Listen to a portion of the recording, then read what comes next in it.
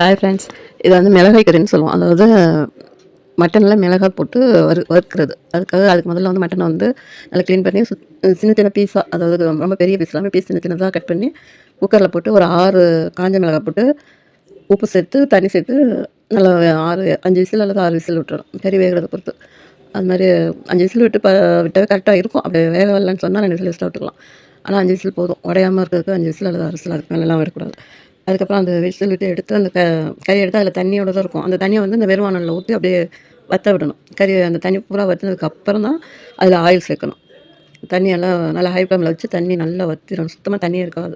இப்போ வந்து தண்ணி வற்றிச்சு இதில் ஆயில் சேர்த்துட்டேன். சேர்த்து பூண்டு அதை வந்து நல்லா தட்டி அதில் போட்டு நல்லா ஒரு கிண்டி ஒன்று கிண்டிட்டு, அதுக்கப்புறம் வெங்காயம் வந்து பெரிய வெங்காயம் நல்லா பெருசு பெருசாகவே நறுக்கி போடலாம். போட்டு அதையும் நல்லா சுருளை கிண்டிட்டு ஜீரகம், அதாவது முழு ஜீரகம், தூள் கிடையாது, வெறும் ஜீரகத்தை போட்டு இந்த பூண்டு ஜீரகம்லாம் நம்ம வாயில் தென்படும்போது டேஸ்ட்டாக இருக்கும். அதுக்காக முழு ஜீரகம் போடுறது. அதுக்கப்புறம் 1 ஸ்பூன் மிளகாய் தூள், அதுக்கப்புறம் 1 ஸ்பூன் கரம் மசாலா தூள் அதை சேர்த்துட்டு அப்புறம் அடுப்பை வந்து ரொம்ப ஸ்லோவில் போட்டுடணும்.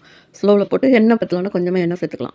நல்லா ஸ்லோவில் போட்டு அப்படியே கொஞ்சம் கொஞ்சமாக கிண்டிகிட்டே இருந்தோம்னா நல்லா முருகலான, அதாவது தண்ணி சத்தே இல்லாமல் நல்லா முருகி வந்துடும். அது வந்து இடையில கொஞ்சம் ஒரு கைப்பிடி அளவு கருவேப்பிலை சேர்த்துக்கலாம், மல்லி இலையும் சேர்த்துக்கலாம். சேர்த்து எல்லாத்தையுமே அப்படியே முருகலாகவே வறுத்தணும். அந்த கறியோடு சேர்த்து வெங்காயம், அந்த காஞ்ச மிளகாய், கருவேப்பிலை எல்லாம் சேர்ந்து முருகி அது ஒரு வறுவலாக நல்ல ஒரு டேஸ்ட்டாக வந்துடும்.